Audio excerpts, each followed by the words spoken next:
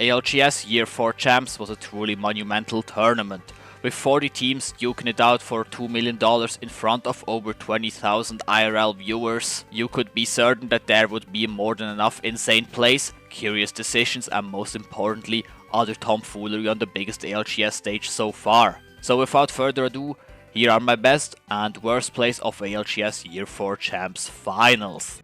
Game 1 begins with every single team playing the funny bubble guy and Newcastle. The first team that had to realize that they ain't built for the 2/3 meat mountain meta was TSM. After the first 2-member dies, Reps thinks he's too nice of it and tries to run away, but Synap hawks him down to a random ass door and tucks bro in. During this, Aurora does the usual and kinda fools around in the storm without necessarily doing anything. They play with that pre-nut delusion and we will later see what happens when the post-nut clarity sets in. Something that was clearly fully aware of his action in this game was Zac, Mazer and VP. After Fnatic managed to secure a rather safe spot and drop their wall, Zac gets intrigued by the curious little object in front of him and tells Slayer to test its structural integrity. Slayer does as he's told and lets Sheila sing. Let's just say, the wall was not built for this. Neither was Chi-Chi, who was caught with their pants down by guild that used the same methods to check out the durability of Chi-Chi as a whole. Tragically enough, they did not withstand the test and out of shame, they were no longer seen for the rest of the tournament. The late game slaughter then begins with QQ hitting this nasty ass stick and then littering the floor with landmines that E36 is kind enough to just walk into. VKG wins the fight by literally doing God's work. Speaking of God, Yuka, being the kind and generous player that he is, decides to show them how the true goat of APAC North moves. He and Laika put on their chef's hat and while Yuka saw-tests them with a thermite, Laika sits his ass down at the table and enjoys a delicious 3 KP meal. While this play can be best described as a culinary masterpiece, worth of at least 2 Michelin stars, the fight between Noctem and Go Next rather resembles school cafeteria food. They get up into literal kissing distance and instead of maximizing their damage, they just maximize their time spent together in a hot tub, not really 6 feet apart. When it comes to kissing in the Apex comp scene, we need to mention complexity. They swoop in for a nice third party and that's the moment where we must begin the monsoon glazing. I'm literally obliged to glaze this man, cause we see his stat line in this final lobby and it don't lie. He simply is that guy. I mean, he wins game 1 and gets up on the desk, but unlike Mandy and Shine Burden before him, he has way too much aura for someone to call him down. But Monsoon's massive masterclass triggered the random mayor event. The odds that the mayor of Sapporo gets brought out on main stage may be low, but never zero. Inspired by seeing this majestic man, Yuka opens up game 2 with straight heat. He sees TSM and tells his team, "Yo guys, let's rat the crafter," then misses Arceus due to Evan being too nonchalant and bouncing the trident like that. Still not satisfied with his amount of tomfoolery in this lobby, he half-heartedly counter slams and Fnatic just crumbles. What possessed him to do this play is a question not even the great Greek philosophers could answer, but something is clear. There is something wrong with Japan's water supply. The only thing we can conclude so far is that it's spreading and causes some very peculiar behavior. For this, we only need to look at Team Burger. They try to set up shop right in Noctem's front yard and they have the audacity to look at Noctem and commit a little microaggression. But Noctem ain't having none of that and they react with that classic 4-3 linear macroaggression and Sharky is gone. Next we must talk about the man that towers over all. I'm Madness. I don't care that bro is about 4'10". How can one throw his Gibby ult roughly 3 inches so it just provides emotional support for his team? At the same time, Reps proves that he's still a little dazed and confused from his encounter with E36 last game and would much rather finally transfer to Bingo League, cause there's no way a 5-time LAN champion should hit this get behind me play in fucking finals. Another delusional goat we must talk about here is Sweet. After hearing the tale of him soon, he decides that he wants that too, but literally misses everything with his charge rifle. Just put the weapon in the bag bro, you ain't him. Another wonderful event comes from Furia, this time delivered to us by Vaxlon. He proves that he is still moving different, cause there is no way any other pro would decide to hit a little break mid game to play on that fucking swing set. Don't get me wrong, I understand you gotta unwind at times, but is the big stage really the right place for hitting the teeter-totter like that? While Vax kinda slacks off, we yet again must ponder the anomaly that is Aurora gameplay. At that point, one must imagine the Trident just calling to them like the Green Goblin mask. You cannot convince me that any of them are allowed within a 100-foot radius of any car salesman on Stormpoint, but still, they always find a way to outdo themselves. Even if it's not them, we dearly should consider removing Tridents because they are solely used for nefarious purposes, like almost running over Zero mid-fight. This leaves Bro so shook to his core that he straight up tells Hal to hop out the whip, then remembers that he left his stove on back at home, 180s the Trident and leaves Hal's ass to die. Another usage of them gets presented to us by Guild, who literally decide to switch games mid-finals and play Fortnite. This game ends with VKG just hitting the most nonchalant fuck it we all play on Alliance with this fake out full send just because they can, but Guild reminds them that they are not the goats of speed building or whatever this shit is called in Fortnite, and take game 2. And with that we get into game 3, or rather we try to do so. Look at my final stock, they really done mixed up the drop spots for no reason. At least we get a 50-minute break to read the latest 0x Hal Wattpad fanfiction. The effects of this pause could still be felt on the lobby as we get the real first Mazer moment of this final. He kinda wanders off like a dementia patient when you leave the door unlocked. The only caretaker in the area happens to be Varhols, who decides to put him out of his misery. At the same time, Aurora is still wandering around as if they just got hit with the Orb of Confusion and keep on chorking their res. Xanu sees this tragedy unfold, licks his lips and puts them in a box like he works at Amazon. Speaking of misery, we yet again must shift our attention to our beloved old man Reps. Gramps clearly forgot to take his vitamin gummies during the break, and he kinda forgets that he is still supposed to play Apex. He'd much rather be amazed by various AI generated images on Facebook, but instead of getting mind blown, his body gets blown into pieces by GG. Unlike that, Complexity is still fully dialed in, and Goat soon picks off where he left in game 1. They get boxed into a corner and it's looking kinda shiced, but what they do next is truly massive, so massive in fact that we must simply ask the question, what if Monsoon got a low taper fade? They swing out and get a squad wipe on Falcon so surgical, call that shit lobotomy on the entire lobby. We also must imagine a play that could be straight up conjured up in Mataf's gigantic brain, because LG decides to rat Envy. These cheese really do be moving silent like in lasagna. So we have two very different playstyles right here, but they both work out to get the respective teams into endgame, where we immediately get blessed with the beauty of this meta in the form of pacifism enforced by 3 consecutively erected Gibby bubbles. After that, everything slows down for a bit, which is the moment where I got time to detract about 2 liters of honey from Complexity. Although I may be the biggest Monsoon glazer, this play right here reeks of no risk, no game, no bitches and only negative aura. Luckily for us, I can immediately reuse that honey and pour it all over Koiful, as he somehow manages to keep the overview. Not only figuratively, but also factually. He ends this game by basically turning into a door gunner and mowing down yet another Vietnamese village from his Huey chopper. And with this war crime, SR takes round 3. Luckily this is where game 4 starts and I can finally glaze Imperial Freak. He may not be pregnant, but he always delivers. Go Next are well aware of Hal's title as the CEO, but they don't believe the hype. So Hal gets to work, reaches his critical levels of chill and does a visual interpretation of how it feels to frolic around in the meadows as a joyous and whimsical creature.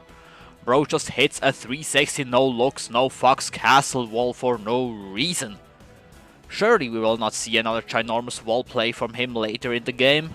While this is going on, Chi-Chi thinks that they are welcome back in the lobby, but no. Lufka hits this egregious wall while 2 teams are Sheilaing their ass. Then he tries to one-up Magnus midway for the most ambitious climb ever recorded, but Phony bothers up the wall, so Lufka slips and hits his head. But hold on, it's getting even worse. While they try to reset in the truck, the game itself begins to prey on their downfall, and it works as Lufka just explodes to a nade that lies in front of his knockdown. Encouraged by this, TSM swings in and Blast gets blasted by Big E's Big Eva, but there's more to this.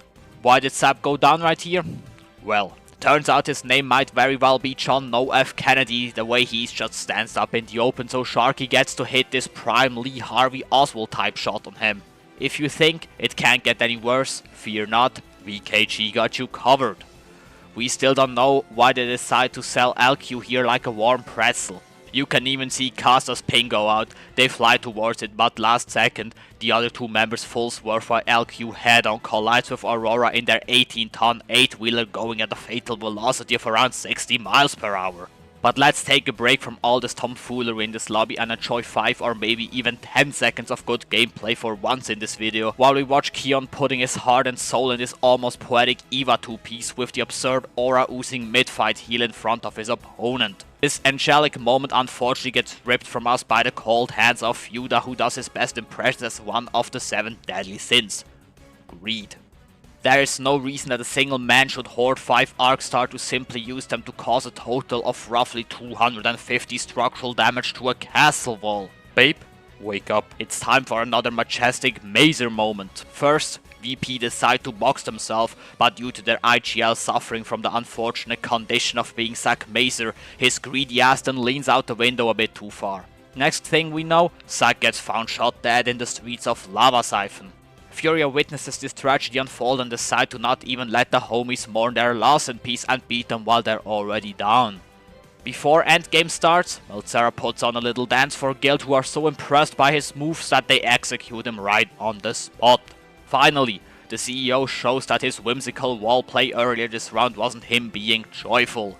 He may no longer be the IGL, but he now holds full pride in his self-proclaimed title as the in-game Leaper. But this time, something far more sinister occurs, as he no longer has the desire to perform circus stunts, but much rather stun the entirety of Aurora, knock them off the high ground, give them a mild concussion and secure Game 4 for Falcons.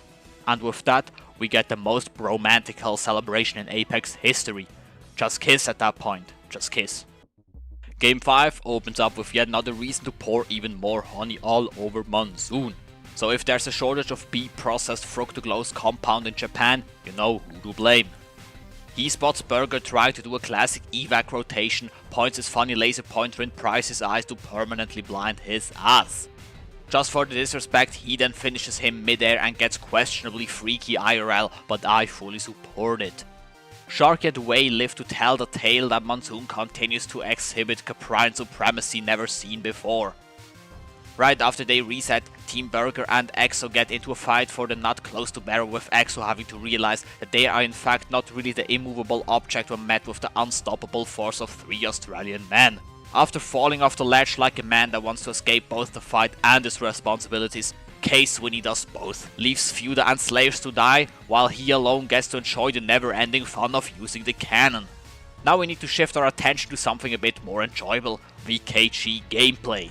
They go to craft up their dead homie and not even 5 seconds later, LQ goes down. These guys are most certainly cooked. There is no way they will get into the endgame. There is just no way they will do that. In the meantime, Aurora realized that they've been playing way too serious the last few games and decided it's time to blast us with some classic Russian dashcam footage. That shit feels like that one scene from Ratatouille where the rats combine strawberry and cheese. Like, how can one cook up such a delectable treat by combining Kazakh's drunk driving with 9 Impulse's desire to step into oncoming traffic? But they keep on delivering. Right after respawning, OJ drives the car straight into their own wall, destroying it. There's no way these guys do this shit on accident, cause it is just too perfectly timed. At the same time, TSM tries to do the same, but Old Man Raps gets struck with that Alzheimer's and forgets to bubble the trident. They notice this shit too late, and unlike Aurora, they ain't built for this and therefore die shortly after. Going quickly back to VKG, I'm very happy to inform you that they're still alive and now doing a little Saddam Hussein cosplay and hiding in the air vent underneath Barrow. But Fnatic find them and immediately open fire. This time they are surely gone for good, right? we stick with Fnatic to witness an indubitably inspiring play, cause Yuka is back on his god cosplay. First, he giveth us this terrible nade clip, like what did bro expect would happen if he throws a nade straight at an electrified wall. Second, he taketh LG's spot and then does a little dance of joy in front of VP and then spontaneously implodes. As the final zone approaches, we see something that makes me shiver in my boots. VKG has again fully reset and is still alive. Kasa then decides to cosplay Icarus real quick, ascends to the heavens, only to get his wings burned off by Monsoon and fall to his own death. But hold on, there is more. Now you might ask why, and all I can say is he's just a silly billy like that and refused to swap out his charge rifle for anything useful. The last fight itself is so ass that I cannot tell what's going on, so I won't cover it, but all we need to know is that Alliance wins game 5. The game accelerates to about 5 miles an hour or whatever speed those garbage trucks usually drive, cause game 6 begins with pure ass. We have the lamentable displeasure to finally uncover what happens when Aurora gets struck with that post-nut clarity. Instead of fooling around with a trident, they'd much rather fool around with another team. This just happens to be complexity, but due to being inspired by Monsoon's raw aura and GOAT status, enemy manages to run away and survive. On the flip side, Unlucky now has one mission and one mission only. You see, after writing his manifesto Shotgun Bubble and its consequence for society, he does a quick Ted Kaczynski cosplay and gifts Fuda a funny looking package. Unluckily for him, this meta is specifically designed against domestic terrorism, so he doesn't get any value out of it. The situation is a bit different, however, when it comes to launching of intercontinental missiles. You see, or rather you don't, as Face it is ass and won't allow me to access Monsoon's POV for this game, but this man mistakes Molzera for a nuclear warhead, and by shooting him out of the air, he saves E-Destruct from total annihilation. A bit less fortunate is VP. First, they catch Falcons walking in a straight line like ants when they find a delicious crumb in the cupboard and hit Waltz with that dollar store box spray. It seems to work at first, so they think there is no need to call the exterminator, but they are dead wrong. They just walk into the anthill and Hal immediately hits them with that certified Ant Queen stare. Finally, after witnessing Zack's wacky attempt to save Private Slayer, he then tops off his girl boss behavior by telling him to pack his shit up. A bit later though, we see a Falcon's rotate that pulls him so much out of position, compared to them a polar bear in Arlington, Texas looks like a local citizen. They also get hit with the consequence of climate change in the form of a literal hailstorm of grenade and Sinus drone strike that wraps him up for this game. While this goes on, E36 doesn't really synap, but we rather catch 2 of their members do some recreational art of how it feels when the ops give you a melee apple. Something similar happens to Vaxlon. First, he gets in some straight cardio in the late game, then decides that he has done enough, trolls LG a bit and then dies to his own nades. But his shenanigans are not without consequences. They open the door wide for Aurora to jump LG while they are still gobsmacked by what they just witnessed. With this, we enter the final circle, where 4 teams are straight up just chilling in their bubble and pondering the meaning of life. Then Alliance decides that they know how to win this game and go up the evac, but Koi tells them to pipe the fuck down. Only Unlucky survives this terrible portrayal of wrong decisions and he decides to spam res. It seems to work for a bit until SR gets bored of his antics and win game 6. So now we newly got SR and complexity on match point as well, so surely this time game 7 will be better, right? As a matter of fact, we get treated with a real banger as an opening for game 7. You see, after all this time, Slayer finally decides that he no longer wished to get oiled up and rather be the one that oils up. With that being said, he finds a nutritious and delectable treat in Tilo. However, the game cannot process Slayer being productive instead of getting emotionally and physically disassembled, so we get hit with another pause that we can use to be mesmerized by Monsoon's majestic moves. He and Kimchi even show us the joy of spending time together and maybe even share a little treat. And by that, I don't mean them holding hands on main stage, but something far more sinister. After the game resumes, we get to witness an Alliance versus everything situation that turns out to be the perfect visualization of the indomitable human spirit overcoming the indifferent cruelty of the universe. This entire game has therefore 2 types of clips. The ones with Alliance that I will cover and the ones without Alliance that I will not. So lock in and peep game. First, we see Complexity, or mostly Monsoon as usual, trolling the living shit out of Alliance by getting this knock on Hackis. Somehow, they kinda get to reset in zone until Effect runs into Exo camping the other point where they could have escaped ring 3. Thanks to the support meta, they manage to rotate around as they make the wise decision to avoid the furious Frenchman and instead face Goon soon. As they waddle out of zone, almost dead, Complexity decides to just look at them a bit mean and call it a day. Maybe they also just feared what a Haggis with sniff-checked pants might do if he gets angered. We as viewers get to see the consequence of Complexity's action as Alliance for some reason fully resets and manages to get into the endgame, where we get some western ass "this town ain't big enough for both of us" bullshit between them and Go Next. This intense, may I even dare to say almost homoerotic moment gets ruined as Aurora decides to get in some sneaky backshots. While we let them sort things out, we must check out this exoplate that is so bad it might be the sole reason why aliens still haven't contacted us. They full send Fnatic thinking they are the goats, but turns out they are much rather just the sheeps. Now we can go back to the late game where some rather peculiar things start to unfold. We get 2 isolated 3v3s at first, of which the one between Algis and Falcons is far more questionable, as Hal easily gets 2 knocks, then swings out of bubble just to fucking reload his G7. Unfazed by Hal fondling around in front of them, Algis begins to rest, 2 members of Falcons die, and Hal has to run. Look at my CEO, motherfucker really trying to hit the shack behind the lamppost in an official. Luckily, his fraudulent behavior gets spotted and he is swiftly removed from the lobby. This leaves only one 3v3 open for discussion, where we yet again get to behold on Lucky's favorite Sisyphusian activity in spam rezzing his teammates. Go Next free him of his boulder, and with that, we get a win that will snowball into a Sykes rant about 2 weeks after this LAN concludes. Go Next gets to match point while we also go next straight into game 8. And with that, we exit amazing Alliance action area and enter terrible Trident tomfoolery territory. Before we get into this, we must suffer through this play that feels like 5 consecutive car crashes. Now, Legacy gets caught with his pants down, which leads to him taking the cannon.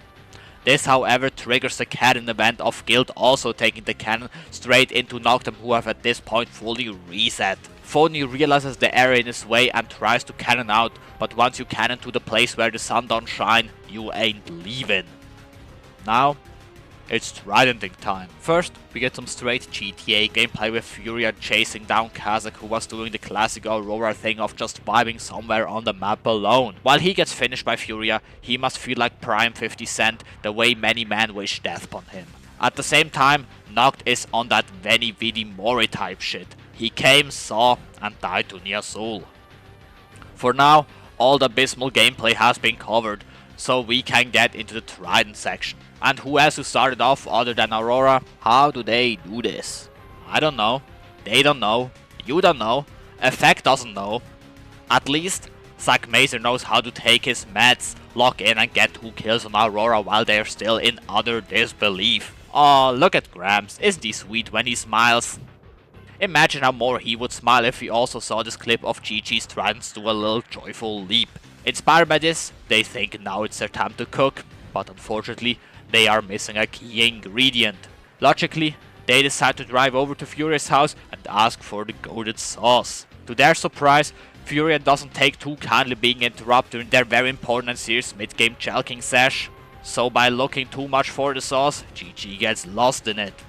Compared to Furia, EXO is a bit less fortunate as Go Next literally drive into their house and begin to aggressively demand money like they're collecting taxes. After being told no, they try to commit armed robbery, but what they don't know is that EXO has this funny little home defense system called Sheila. You think with that, we are done with the Trident clips for this game? But no, QQ got one more in him. So witness this play that makes me believe bro might have a personal issue with this specific wall, and with that, we've seen it all. After that, Freak Swinny proves that his ass is far too chill for this finals lobby. So chill in fact, one might think he's hibernating, cause there's no way any fully awake and sound person would go for this fucking play. Remember how I said that we have seen all the Trident clips? Well, I'll be honest, I kept it 99, cause we got one more clip. This time at the hands of SR and mostly Koi. His mother must have told him one too many times to not get into a car with a stranger, cause he straight up refuses to hop in the whip with Sino and Empty, leaving him to hit a Sunday afternoon stroll across an active battlefield, which results in him and his homing being struck and killed by some ricochet. This leaves us with one final event up for discussion. Mr. President, I'm sorry to inform you that yet another bombing has hit Team Falcons and they are dead. The last fight is okay, but doesn't provide any real content, so we get an E36 win, and with a new total of 9 teams on match point, things start to look more and more serious, so we can hope that Game 9 will be brilliant. And wouldn't you know it, this is exactly what we don't get. We get cursed with some raw negative aura induced Gibby gaming by Atinum as he begins to straight up block walk at TSM. He looks at them like, we're gonna kill you. My brother in Christ, you are getting killed. As you may have noticed, there hasn't been any Monsoon Dick riding for a whopping 3 or so games, so you can be damn sure there will be more. In this last game, he pulls up like Ash with his head turned backwards and you know shit is about to get serious. First he nonchalantly hits these 2 nasty shots across half the map just cause he's a nice guy and wants to remind the enemy team of their suboptimal positioning. Then, guess what? He fucks up another man. We have reached the point where he's putting himself into the discussion for most goated sniper alongside Simo Haiha and Chris Kyle. While this is transpiring, Hal also wants to reprise his role as the GOAT, but Big E works him like a 9 to 5 job and casually walks home to his wife and 2 kids after finishing today's shift of fucking up Hal. It ain't getting better for Hal anymore, cause what happens to him this game is truly gut-wrenching. Haki spots Falcon trying to do an evac rotation, something we should know by now is rather foolish. As in every good finals lobby, he decides to turn into the Legolas of EMEA for about 30 seconds and bow Hal out of the air. But we must stay with Alliance here for a bit. After a whole lot of nothing that I'm not gonna cover cause I'm starting to run out of things to say, they see E36 in a good spot and pull up on them like a landlord to tell the single mother of 4 that he just raised the rent by 20%. This financial instability causes E36 to fall over and it feels for a second like we might get another Alliance LAN win. Unfortunately, the tax collectors in form of guild show up and evacuate the new tenants from their lovely 5-room apartment straight back to the lobby. This snowballs into a third, then a fourth, then a fifth party when we get the match deciding fight. You see, Go Next kinda squat max till this very moment until they feel the need to do something. After taking the freest third party of all time, they find themselves in God spot. So this is it, 3 teams up, 2 on them on match point. Go Next manages to wall off their side of the map, forcing Zack to hit his Freddy Fazbear ass jump towards them. I doubt that anyone understands what happens during the ensuing slaughter, but somehow Go Next manages to come out on top and we get blessed with the underdog story of the year. And with that, those are my best and worst plays of ALGS Year 4 champs. Let me know in the comments down below if I missed any important plays and if you like this style of videos. Until then, have a nice one, see you next time.